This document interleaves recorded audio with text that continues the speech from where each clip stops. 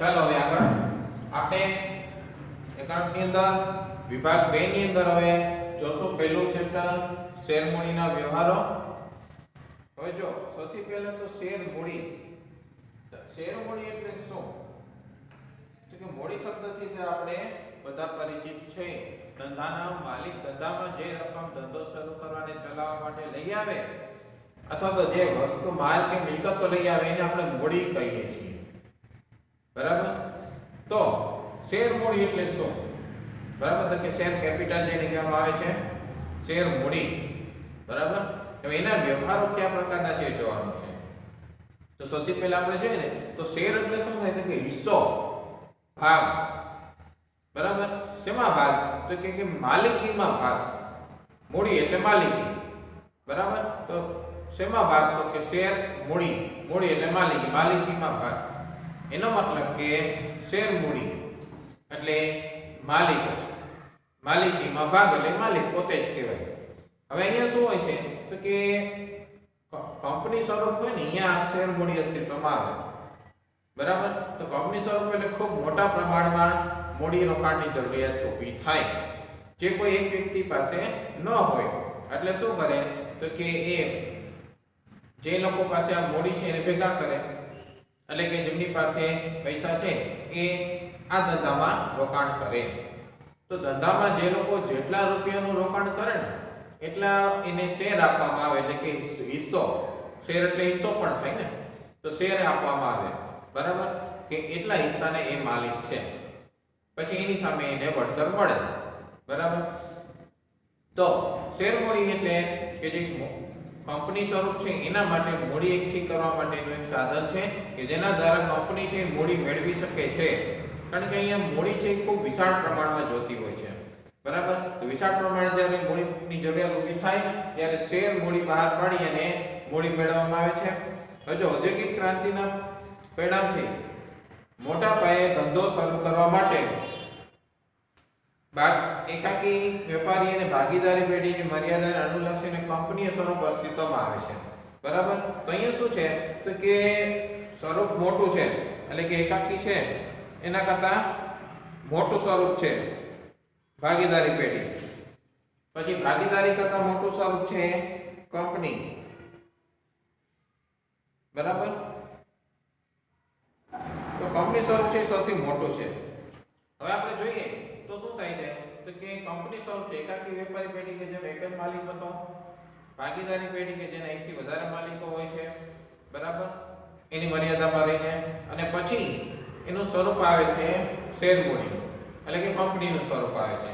એનાથી મોટું સ્વરૂપ એટલે કંપનીનું, જેમાં અનેક માલિક અને ખૂબ મોટું મૂડી રોકાણ હોય એને કંપની સ્વરૂપ કહેવામાં આવે છે।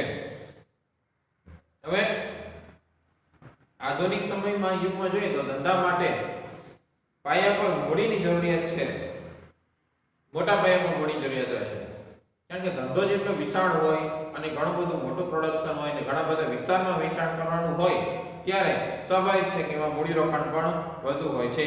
તેથી એમાં શું હોય છે કે કંપની અંદર અમુક વ્યક્તિઓ પોતાની મૂડી છે એ રોકી શકતા ન હોય, એટલે કે અમુક વ્યક્તિઓ છે કે એની પાસેથી પર્યાપ્ત માત્રામાં મૂડી ન હોય, એટલે શું થાય તો કે એટલી મૂડી ન હોય ને એટલે એ ધંધો શરૂ ન કરી શકે, કારણ કે મૂડી વગર તો ધંધો શરૂ ન થાય। એટલે તેથી કંપની પોતાની મૂડી એક વ્યક્તિઓ પાસેથી અનેક વ્યક્તિઓ પાસેથી એકત્ર કરશે, એટલે અનેક વ્યક્તિ એટલે કેટલા તો કે જેટલા વ્યક્તિઓને એવું ઈચ્છા થાય છે કે આ કંપનીમાં રોકાણ કરીએ એટલા વ્યક્તિ એમાં રોકાણ કરી શકે છે, જેટલા શેર બહાર પડે એટલા લોકો રોકાણ કરી શકે છે, બરાબર। જેનો હેતુ કોઈ પ્રકારનો ધંધો કરીને નફો કમાવવાનો છે, બરાબર। તો કંપનીનો હેતુ શું છે? નફો કમાવવાનો છે, ધંધો કરવાનો છે અને નફો કમાવવાનો છે। તો કંપનીને પહેલું કે પોતાનું અલગ અસ્તિત્વ કાયદા દ્વારા પ્રાપ્ત થાય છે, એટલે કે કાયદો એને અલગથી અસ્તિત્વ આપે છે, કૃત્રિમ વ્યક્તિત્વ આપે છે। જેમ બેંકની છે કે સહકારી મંડળીઓ છે તે કંપનીને પણ કાયદો કૃત્રિમ વ્યક્તિત્વ આપે છે। એટલે કંપની સ્વરૂપો અહીંયા આ વસ્તુ અસ્તિત્વમાં આવે છે। શેર મૂડી, બરાબર. શેર મૂડી અહીંયા અસ્તિત્વમાં આવે છે. એટલે કે અહીંયા પહેલું લક્ષણ શું હશે તો કે મોટા પાયા પર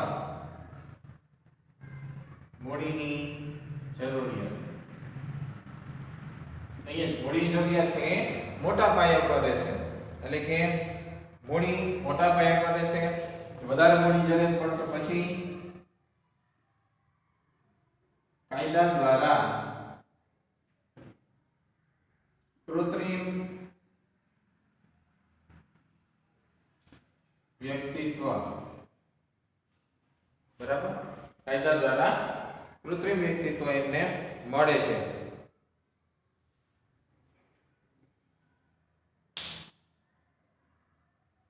હવે શું છે તો અહીંયા કંપની પોતાની મૂડી અનેક વ્યક્તિઓ પાસેથી મેળવે છે. તો આમ સંયુક્ત હિસ્સાવાળી કંપની એ વ્યક્તિઓનો સમૂહ છે. સંયુક્ત હિસ્સાવાળી એટલે કે જેમાં બધાનો સંયુક્ત હિસ્સો છે, કોઈ એકનો હિસ્સો નથી, અલગ અલગ વ્યક્તિઓનો હિસ્સો છે. એટલે સંયુક્ત હિસ્સાવાળી કંપની છે વ્યક્તિઓનો સમૂહ છે, જેનો હેતુ કોઈ પ્રકારનો ધંધો કરી અને નફો કમાવાનો હોય છે. એટલે કે કંપનીને પોતાનું અલગ અસ્તિત્વ કાયદા દ્વારા મળે છે. એટલે કૃત્રિમ વ્યક્તિત્વ અથવા તો આપણે એને કહીએ અલગ અસ્તિત્વ.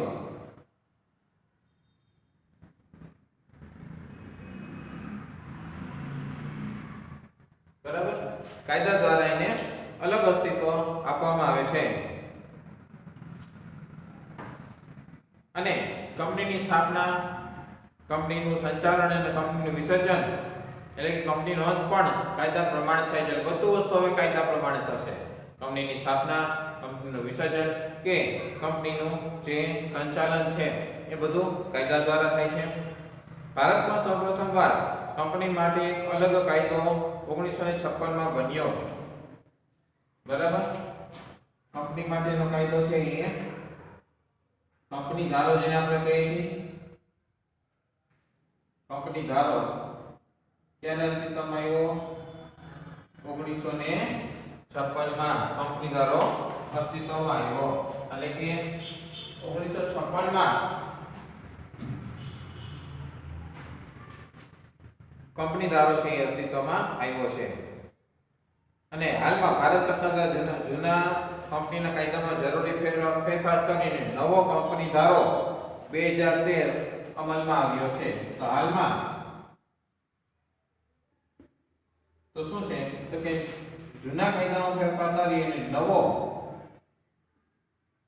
કંપની ધારો, કારણ કે જો જૂના કાયદાઓ તો એ સમય પ્રમાણે તો બરાબર જ હતા, પણ સમય જતાં જેમ જરૂરિયાત ઊભી થઈ એમ એમાં ફેરફાર કરવાની જરૂરિયાત ઊભી થઈ. જેમ જેમ એમાં ફેરફાર કરતા ગયા એમાં નવી નવી વસ્તુઓ ઉમેરતા ગયા. જે અપ્રસ્તુત વસ્તુઓ હતી, જૂની હતી, એ કાઢતા ગયા. એટલે હાલમાં અત્યારે જોઈએ તો છેલ્લો સુધારો છે એ 2013 માં આવેલો છે. એટલે નવો કંપની ધારો છે એ 2013 કહેવાય છે. હાલમાં નવો 2013 નો કંપની ધારો છે એ અસ્તિત્વમાં આવેલો છે અને એ કંપની ધારો અત્યારે ચાલે છે. બરાબર છે. પછી હવે અહીંયા આપણે શું શીખવાનું છે કે મૂડી કેવી રીતે ઊભી કરે છે કંપની છે તે કેવી રીતે મૂડી ઊભી કરે છે તેને લગતા બીજા અગત્યની મુદ્દાની ચર્ચા અને તે કંપનીના ચોપડે હિસાબી અસરો કંપની દ્વારા 2013 હેઠળ દર્શાવેલ છે. બરાબર. તો કંપનીની વાત કરીએ છીએ. બરાબર કે કંપની છે આ વસ્તુ કરી શકે, એટલે કે શેર મૂડી છે એ બહાર પાડે છે અને એના આધારે જે જાહેર જનતા છે એની પાસેથી મૂડી મેળવી શકે છે. બરાબર. તો શેર મૂડી બહાર પાડે છે. પછી હવે આ કંપની બહાર પાડે છે તો કંપનીના પ્રકારો જોઈએ.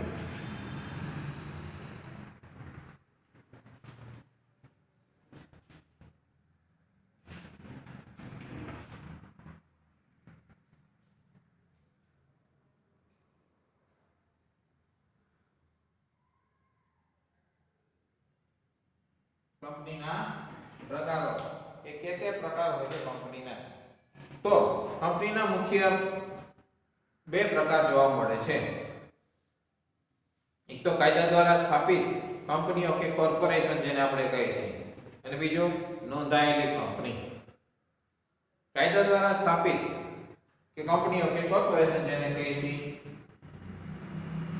જે કાયદા દ્વારા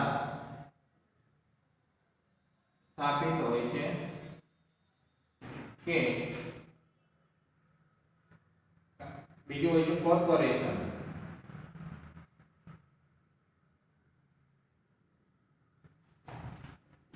બરાબર, કે જે શું હોય છે કોર્પોરેશન. તો હવે અહીંયા કોણ હોય છે તો કે અહીંયા કેન્દ્ર અથવા તો રાજ્ય સરકાર, કેન્દ્ર સરકાર અથવા તો રાજ્ય સરકાર દ્વારા પસાર કરેલ ખાસ કાયદા હેઠળ નોંધાયેલી કે સ્થપાયેલી કંપની કે કોર્પોરેશન. જેમ કે ભારતીય જીવન વીમા નિગમ જે કાયદા દ્વારા સ્થપાયેલું હોય અથવા તો કોર્પોરેશન હોય. બરાબર, એટલે કે life insurance corporation of India એટલે કોર્પોરેશન છે. New India assurance company limited, Gujarat રાજ્ય નાણાકીય નિગમ, ગુજરાત રાજ્ય નાગરિક પુરવઠા નિગમ લિમિટેડ વગેરે આવા કોર્પોરેશન અથવા તો કાયદા દ્વારા સ્થપાયેલી કંપનીઓ છે. તો બીજી છે નોંધાયેલી કંપની. આ પહેલો પ્રકાર છે. જ્યારે બીજો પ્રકાર નોંધાયેલી કંપની. બરાબર, તો કંપની ધારા અનુસાર સ્થપાયેલ કે નોંધાયેલ કંપની મોટા ભાગે ની કંપનીઓ આ પ્રકારની હોય છે. એટલે કે જે સ્થપાયેલી અથવા તો નોંધાયેલી હોય તો એની આ રીતે આપણે એની વર્ગીકરણ છે કરવાનું હોય છે. એટલે કે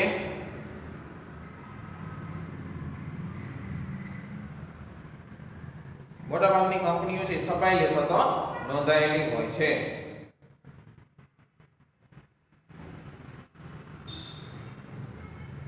હવે એમાં આપણે જોઈએ કે ખાનગી કંપની અને એના પણ બે પ્રકાર પડે છે કંપનીઓના પણ, કે ખાનગી અને જાહેર. બરાબર, તો ખાનગી કંપની અથવા તો જાહેર કંપની બે પ્રકાર પડે છે.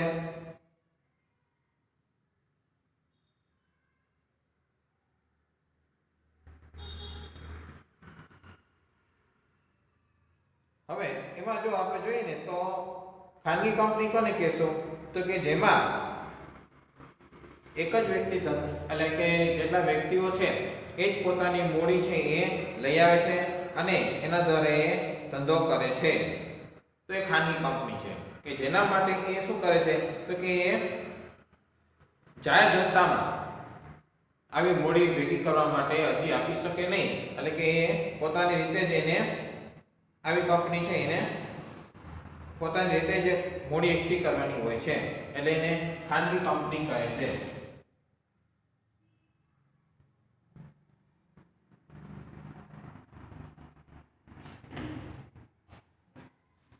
એટલે કે જે પોતાના નિયમનપત્ર એટલે કે આર્ટિકલ્સ ઓફ એસોસિએશન દ્વારા સભ્યોના શેર ફેરબદલ કરવાના અધિકારો પર નિયંત્રણ મૂકે, સભ્યોની સંખ્યા 200 થી વધુ નહીં એ રીતે નિયંત્રણ મૂકે અને તેના શેર કે ડિબેન્ચર ખરીદવા માટે જાહેર જનતાને આમંત્રણ આપવા પર પ્રતિબંધ અને ઓછામાં ઓછા બે સંચાલક સભ્યો 2 સભ્યો હોવા જોઈએ. તો એને ખાનગી કંપની કહેવામાં આવે છે કે જેને પોતાના નામની પાછળ પ્રાઇવેટ લિમિટેડ શબ્દ લગાડવો પડે છે. જેમ કે Panchvila cotton private limited, Apex hydro private limited એ ખાનગી કંપની છે. તો એને પોતાના નામની પાછળ પ્રાઇવેટ લિમિટેડ શબ્દ લગાડવાનો છે. અને બીજું કે આવી કંપની જાહેર જનતાને આવા શેર ખરીદવા માટે આમંત્રણ આપી શકે નહીં. એટલે ધંધો શરૂ કરવા માટે, ધંધો ચલાવવા માટે જેટલી પણ મૂડી જરૂરિયાત છે એના જે અમુક સભ્યો છે એ જ સભ્યો લાવશે અને ધંધો ચલાવશે. બીજા કોઈ પાસેથી એટલે કે જાહેર જનતા પાસેથી આમંત્રણ આપી અને એની પાસેથી મૂડી મગાવી શકશે નહીં. બરાબર, પછી નવા કંપની ધારા પ્રમાણે એક વ્યક્તિ દ્વારા કંપનીની સ્થાપના કરી શકાય છે. પહેલા એવું હતું ઓછામાં ઓછા 2 સભ્યો તો હોવા જોઈએ, પણ નવો કંપની ધારો એવું કહે છે કે એક વ્યક્તિ પણ આવી કંપનીની સ્થાપના કરી શકે છે. જરૂરી કાયદાકીય જોગવાઈ મુજબ કોઈ એક જ વ્યક્તિ કંપનીનો સભ્ય બની એક વ્યક્તિની કંપની બનાવી શકે છે. એટલે કે વન પર્સન કંપની એટલે એટલે કે ઓપીસી વન પર્સન કંપની બનાવી શકે છે, જે ખાનગી કંપનીનો જ એક ભાગ ગણાય છે. જ્યારે બીજી કંપની છે જાહેર કંપની.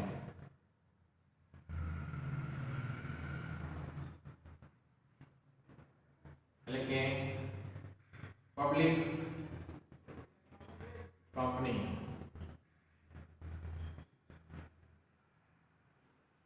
બરાબર, એટલે કે પબ્લિક કંપની. તો હવે આની વ્યાખ્યા આપી શકીએ કે જે જાહેર કંપની નથી એ ખાનગી કંપની છે, ખાનગી કંપની નથી એ જાહેર કંપની છે. બે વિશે આપણે આવી રીતે વ્યાખ્યા આપી શકીએ છીએ કે જે જાહેર કંપની નથી એ ખાનગી કંપની છે અને ખાનગી કંપની નથી એ જાહેર કંપની છે. એટલે કે એને આપણે અલગથી આપણે વ્યાખ્યા આપવાની જરૂર ન પડે. હવે જાહેર કંપની શું હોય છે તો કે જાહેર કંપનીમાં ઓછામાં ઓછા 7 સભ્યો હોવા જરૂરી છે. બરાબર, ઓછામાં ઓછા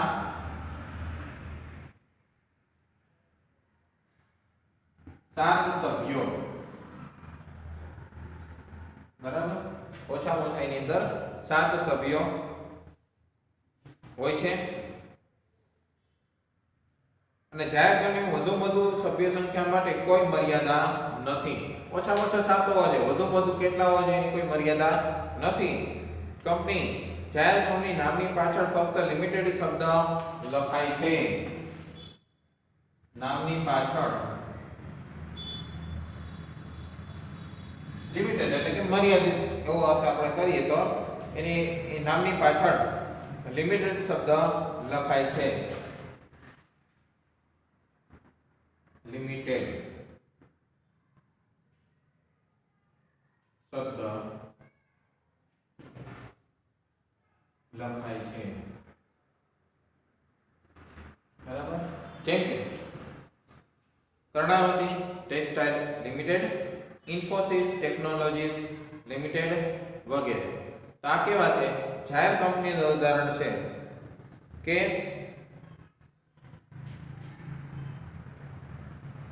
જે જાહેર ક્ષેત્રમાં કામ કરતી હોય, એટલે કે ઓછામાં ઓછા જેના સભ્ય 7 હશે અને જે પોતાના મૂડી ભેગી કરવા માટે જાહેર જનતાને આમંત્રણ આપી શકશે. પ્રાઇવેટ લિમિટેડ શબ્દ લખાય. ખાનગી કંપની માટે પ્રાઇવેટ લિમિટેડ અને જાહેર કંપની માટે લિમિટેડ શબ્દ લખવામાં આવે છે.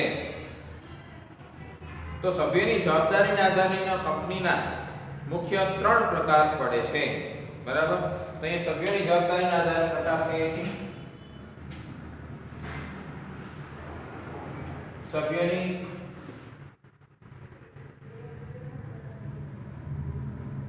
જવાબદારીના આધારે, કારણ કે અહીંયા સભ્યોની જવાબદારીના આધારે કંપનીના પ્રકાર.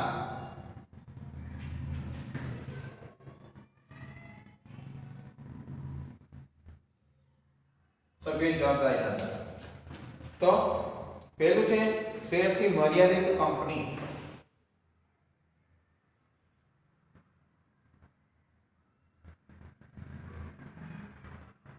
શેરથી મર્યાદિત કંપની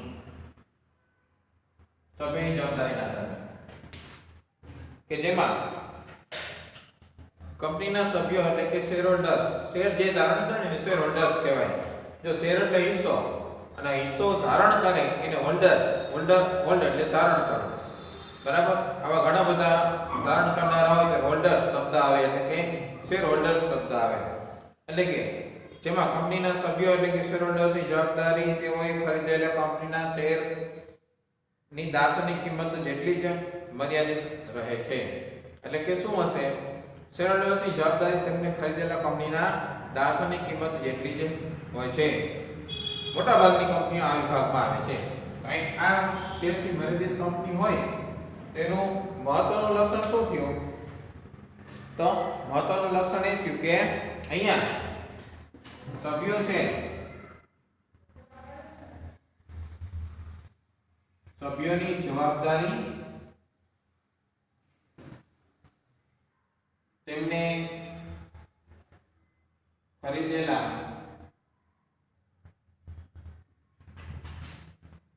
શેરની દાર્શનિક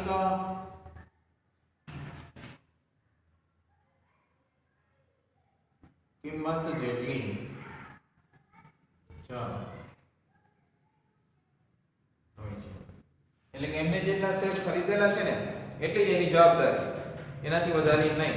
એટલે કે દાર્શનિક કિંમત જેટલી, શેરની જે દાર્શનિક કિંમત છે એના જેટલી જ એની જવાબદારી રહે છે,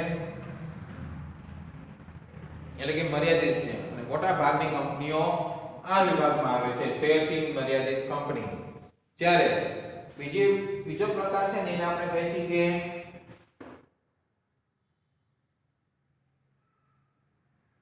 બાંહેધરીથી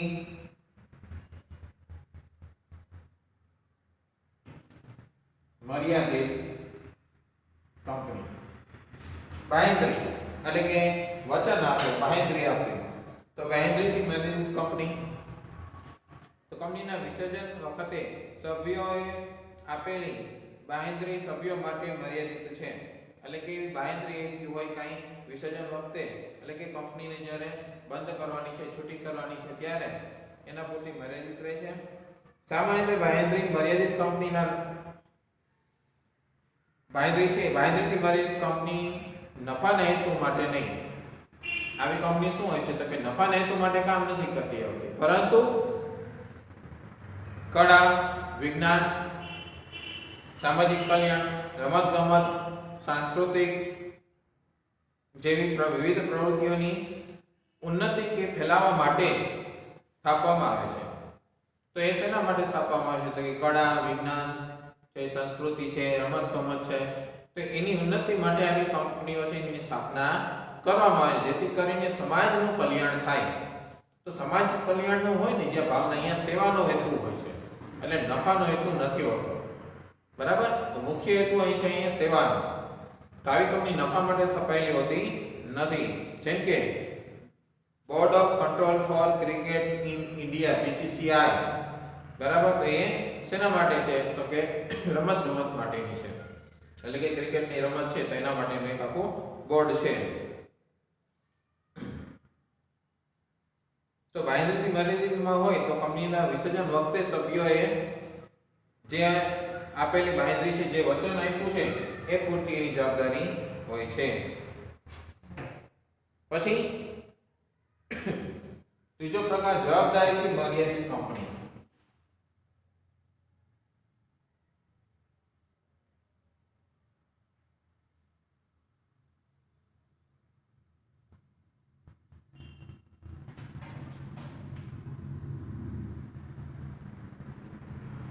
જવાબદારીથી મર્યાદિત, જવાબદારીના આધારે મર્યાદિત હોય તો આ પ્રકારની કંપનીમાં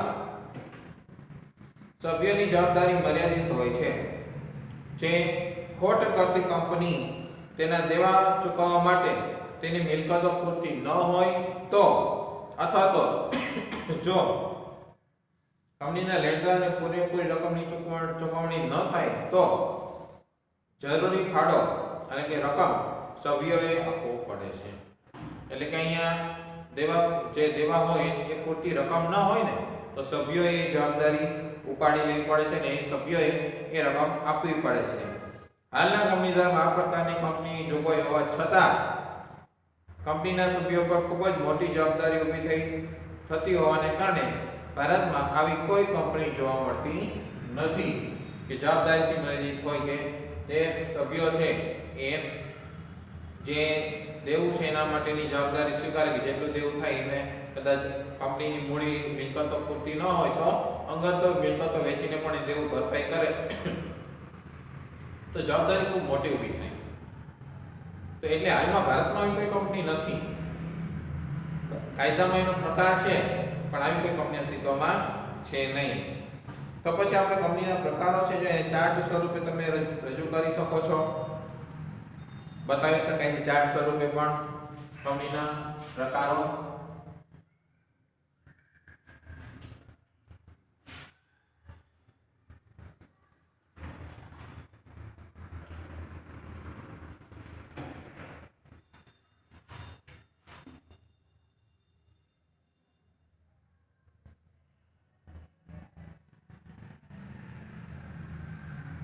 કંપનીના પ્રકારો.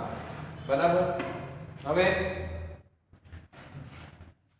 કંપનીના આપણે મુખ્યત્વે કેટલા પ્રકારો જોયા હતા? બે પ્રકાર જોયા હતા.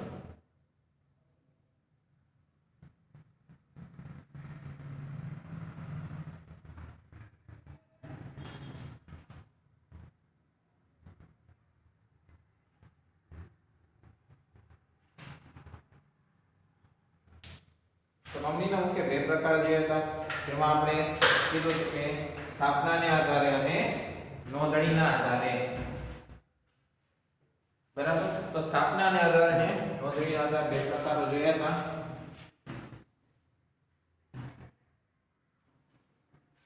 પહેલો પ્રકાર હતો સ્થાપનાને આધારે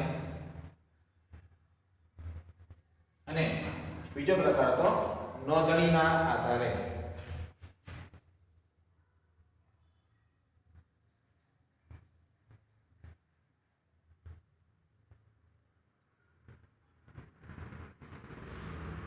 એની અંદર આપણે નોંધણીના આધારે પ્રકાર હતો એની ચર્ચા કરતા હતા કે સભ્યોની જવાબદારીના આધારે. બરાબર.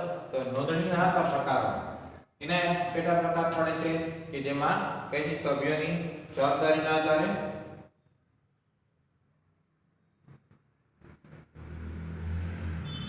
સભ્યોની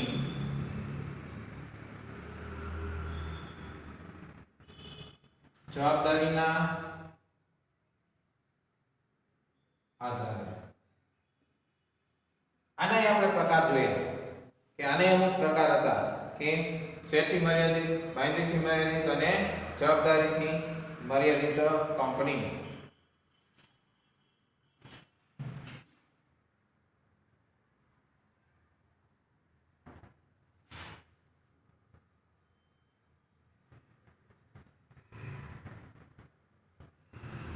બરાબર. તેમાં શેરથી મર્યાદિત કંપની પહેલો પ્રકાર હતો શેરથી મર્યાદિત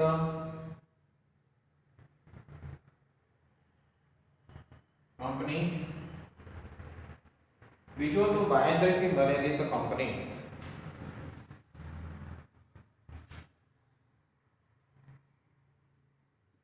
બાંયધરીથી મર્યાદિત કંપની. અને ત્રીજા પ્રકારમાં આપણે જોયું કે જવાબદારીથી અમર્યાદિત કંપની.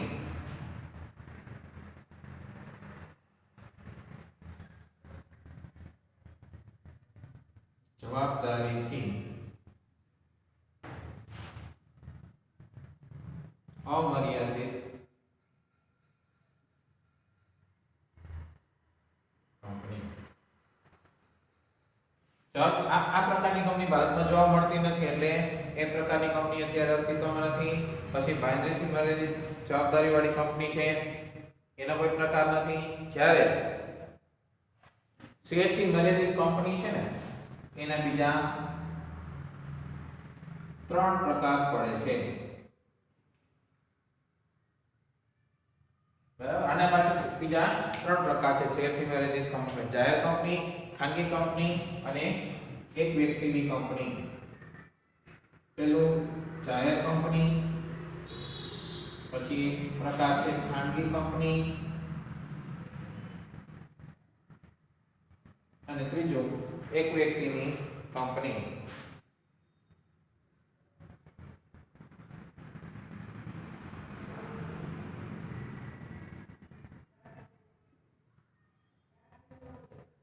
બરાબર.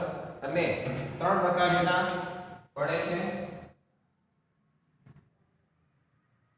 જેમાં પહેલું જાહેર કંપની, બીજો ખાનગી કંપની અને ત્રીજો એક વ્યક્તિની કંપની. એટલે કે જેની અંદર અહીંયા એક જ વ્યક્તિની કંપની છે, એટલે કે એક વ્યક્તિની કંપની કે જેમાં એક જ માલિક છે, એનાથી વધારે માલિક નથી, તો એને એક વ્યક્તિની કંપની કહેવામાં આવે છે. તો આ રીતે એના પ્રકાર આપણે જોયા કે સૌથી પહેલા કંપનીના પ્રકારો છે, જેમાં સ્થાપનાને આધારે આપણે જોઈએ અને નોંધણીના આધારે, તો નોંધણીના આધારે પાછા પ્રકાર કે સભ્યની જવાબદારીના આધારે, એમાં પણ આપણે એના પ્રકાર જોયા કે શેરથી મર્યાદિત જવાબદારીવાળી કંપની, અમર્યાદિત જવાબદારીવાળી કંપની અને અમર્યાદિત એટલે કે જવાબદારીથી મર્યાદિત વાળી કંપની અને બાંહેધરીથી મર્યાદિત કંપની. બરાબર. હવે ત્યાર પછી એના પ્રકારોમાં આપણે શેરથી મર્યાદિત કંપની છે એ જોયું કે જેમાં જાહેર કંપની, ખાનગી કંપની અને એક વ્યક્તિની કંપની. જાહેર કંપનીમાં ઓછામાં ઓછા 7 સભ્યો અને વધુમાં વધુ કોઈ મર્યાદા નથી. ખાનગી કંપનીમાં ઓછામાં ઓછા 2 સભ્યો અને એની મર્યાદા એ છે કે જાહેર જનતાને પોતાના શેર ખરીદવા માટે આમંત્રણ આપી શકે નહીં. અને એક વ્યક્તિની કંપની કે જેમાં એક વ્યક્તિનો માલિક હોય છે, હોલ્ડર હોય છે. બરાબર. એટલે કે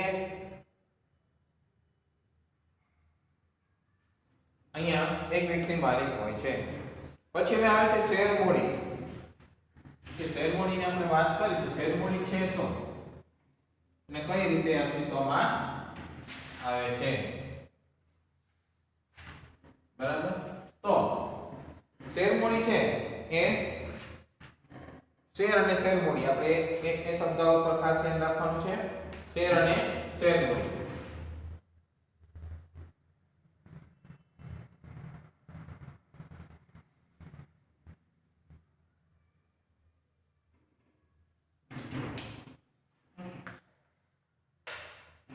શેર એટલે હિસ્સો છે અને મૂડી એટલે શેર મૂડી એટલે કે માલિકીમાં હિસ્સો હોય એને શેર મૂડી કહેવાય.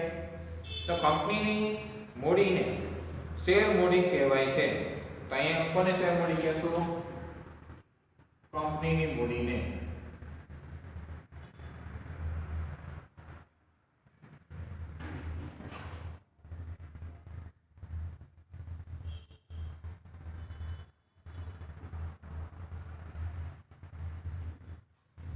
કંપનીની મૂડીને શેર મૂડી કહેવાય છે. જેને ફેરબદલી કરી શકાય તેવા નાના સ્વરૂપમાં વિભાજિત કરવામાં આવે છે. એટલે કે ફેરબદલી કરી શકાય. એક જેની પાસે છે એને બીજાને આપવો હોય તો આપી શકે, એને ત્રીજાને આપવો હોય તો આપી શકે. એટલે કે ફેરબદલી કરી શકાય એવા નાના સ્વરૂપમાં વિભાજિત કરવામાં આવે છે. અને આવા દરેક વિભાજિત એકમને શેર કહેવામાં આવે છે. બરાબર. તો અહીંયા જે મૂડીનો વિભાજિત એકમ છે એને આપણે શું કહીએ છીએ? શેર. એટલે કે અહીંયા શું હોય તો કે કંપનીની મૂડી છે બરાબર એ નાના એકમમાં વિભાજિત કરવામાં આવે છે. મૂડીને નાના એકમમાં વિભાજિત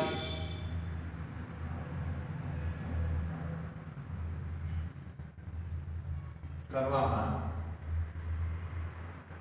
આવે છે. નાના એકમમાં વિભાજિત કરવામાં આવે છે. એટલે કે આ મૂડી છે એને આપણે નાના નાના એકમોમાં વિભાજિત કરી દઈએ છીએ. હવે અહીં જે દરેક એકમને છે દરેક એકમને શેર કહે છે. એટલે કે હિસ્સો. દરેક એકમને શું કહે છે? અહીંયા શેર કહેવામાં આવે છે. કારણ કે શેર એટલે હિસ્સો. વિભાજિત કરેલ જે દરેક એકમ છે એને શેર કહેવામાં આવે છે. કંપની પોતાની મૂડી ઊભી કરવા કાયદા પ્રમાણેની જરૂરિયાત મુજબ વિજ્ઞાપન પત્ર બહાર પાડીને લોકોને તેના શેર ખરીદવા આમંત્રણ આપે છે. તો અહીંયા શું થશે તો કે આ શેર લઈ ગયા આવે તો શેર ખરીદવા માટે જાહેર જનતાને આમંત્રણ આપશે જાહેર કંપની. બરાબર. તો વિજ્ઞાપન પત્ર બહાર પાડશે. વિજ્ઞાપન એટલે જાહેરાત બહાર પાડશે કે જેમાં જાહેર જનતાને જે તે કંપનીના શેર ખરીદવા માટે આમંત્રણ આપવામાં આવે છે. કારણ કે જે કંપનીમાં રોકાણ કરશે ને એ કંપનીના માલિકો છે તો એને આમંત્રણ આપવાનું છે કે જે કંપની છે એનું કયા પ્રકારનું કાર્ય છે વિજ્ઞાપન પત્રમાં હોય કે કંપની કયા કાર્ય માટે સ્થપાયેલી છે, કંપની કયા કયા કાર્યો કરશે, એ બધી બાબતો વિજ્ઞાપન પત્રમાં હોય. બરાબર. તો અને ક્યાં ક્યાં કઈ જગ્યાએ રજિસ્ટર્ડ ઓફિસ છે, કઈ બાબતો માટે કંપની કાર્ય કરશે, કંપનીની શેર મૂડી કેટલી છે, આ બધી બાબતો વિજ્ઞાપન પત્રની અંદર ડિટેલમાં હોય. કોણ એના સભ્યો છે એ બધી બાબતો હોય, એટલે કે સંચાલકો કોણ છે એ. તો એવી દરેક બાબતો વિજ્ઞાપન પત્રની અંદર હોય કે જેના દ્વારા જાહેર જનતા એને વાંચી અને જોઈ શકે કે જે તે કંપની છે એ કયા કાર્ય માટે સ્થપાયેલી છે અને એ કંપનીનો જો હેતુ છે જે ધંધો કરવાનો એમાં નફો મળશે કે કેમ.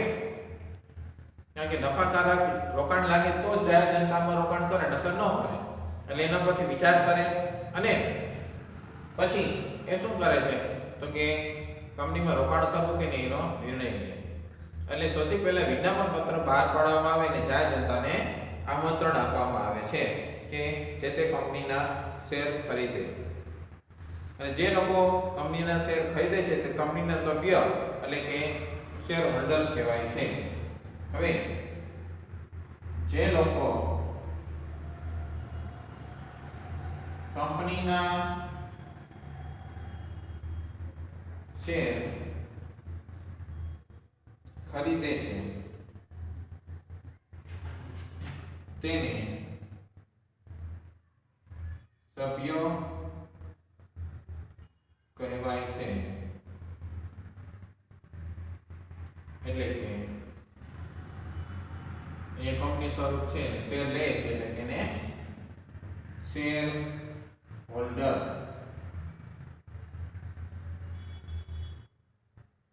કહેવાય છે. શેર હોલ્ડર કહેવાય છે કે જે કંપનીના શેર હોલ્ડ એટલે કે ધારણ કરે છે. બરાબર. એટલે શેર હોલ્ડર એને કહેવામાં આવે છે. હવે જ્યાં સુધી અહીંયા શેર હોલ્ડર કહેવાય છે કે જ્યાં સુધી આવા શેરની માલિકી સભ્ય પાસે હોય ત્યાં સુધી તે કંપનીનો શેર હોલ્ડર કે સહમાલિક ગણાશે.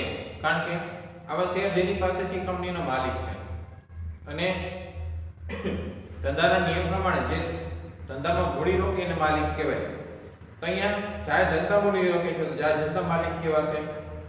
જાહેર જનતા એટલે કે શેર હોલ્ડર જેને કંપનીના શેર ધારણ કર્યા છે એ કંપનીના માલિક કહેવાશે. એટલે કે આવી જાહેર જનતા છે કે જ્યાં સુધી આવા શેર ધારણ કરશે ત્યાં સુધી એ કંપનીના માલિક એટલે કે સહમાલિક. કારણ કે અહીં ઘણા બધા લોકો છે કે જેને કંપનીમાં રોકાણ કર્યું છે એટલે એની સાથે સહમાલિક બને છે, સહમાલિક ગણાશે. તો શેરહોલ્ડર્સ માટે તેમણે ખરીદેલ કે ધારણ કરેલ કોઈ પણ કંપનીના શેર તે કંપનીમાં તેની માલિકીનું પ્રમાણ દર્શાવે છે. તો જે શેરહોલ્ડર છે એના માટે શું છે તો કે જે શેર એને ધારણ કરે છે પછી એક કંપનીમાં હોય કે એકથી વધારે કંપનીમાં હોય તો દરેક કંપની માટે એ માલિક ગણાશે. અને કે એ દરેક કંપનીમાં એ માલિક ગણાશે. જેટલી કંપનીમાં એને શેર માં રોકાણ કર્યું છે જેટલી કંપનીના શેર હોલ્ડર છે તો એટલી કંપનીમાં એ માલિક કહેવાય છે કે સહમાલિક તરીકે ઓળખવામાં આવે છે. એટલે કે એની માલિકીનું પ્રમાણ દર્શાવે છે શેર. તો દરેક શેરને એક નંબર ફાળવવામાં આવે છે. બરાબર. કારણ કે શેરને નંબર હોય દરેક શેરનો, એ નંબરનો શેર એમને ફાળવવામાં આવે છે. શેર એ શું છે તો કે સ્થાનાંતરિત અને ફેરબદલી કરી શકાય તેવી મિલકત છે. સૌથી પહેલા કે મિલકત છે. જો કારણ કે રોકાણ થયું તેમાં શેરમાં તો રોકાણ એક પ્રકારની મિલકત છે આપણી. તો શેર એક કેવી મિલકત છે તો કે સ્થાનાંતરિત કે જેનું સ્થાન ફેરવી શકાય છે અને ફેરબદલી કરી શકાય તેવી મિલકત છે. કે ફેરબદલી કરી શકાય એટલે આપણી પાસે હોય, કદાચ આપણે એ શેર ન રાખવા હોય કે પૈસાની જરૂરિયાત હોય કે કોઈ પણ કારણસર એ શેર આપણે બીજાને આપી દેવાય તો આપી શકીએ છીએ. એટલે ફેરબદલી થઈ ગઈ, આપણને એ સમયે જે રકમ હોય એ રકમ મળી જાય અને પછી હવે જે શેર ધારણ કરે છે એના માલિક બની જાય. એટલે શેર છે એ સ્થાનાંતરિત અને ફેરબદલી કરી શકાય તેવી મિલકત છે, જેનો અગત્યનું લક્ષણ છે. બરાબર. કે ગમે તે જે ધારણ કરે એની માલિકીનું પ્રમાણ દર્શાવતું પત્રક થઈ જાય છે. એટલે શેર મૂડી છે એ આ રીતે શેર હોલ્ડર છે એના દ્વારા પ્રાપ્ત થતી હોય છે. બરાબર, આટલા મુદ્દાઓ ધ્યાનથી વાંચી લેજો અને બરાબર સમજી લેજો. બાકીનું છે આપણે નેક્સ્ટ લેક્ચરની અંદર જોશું.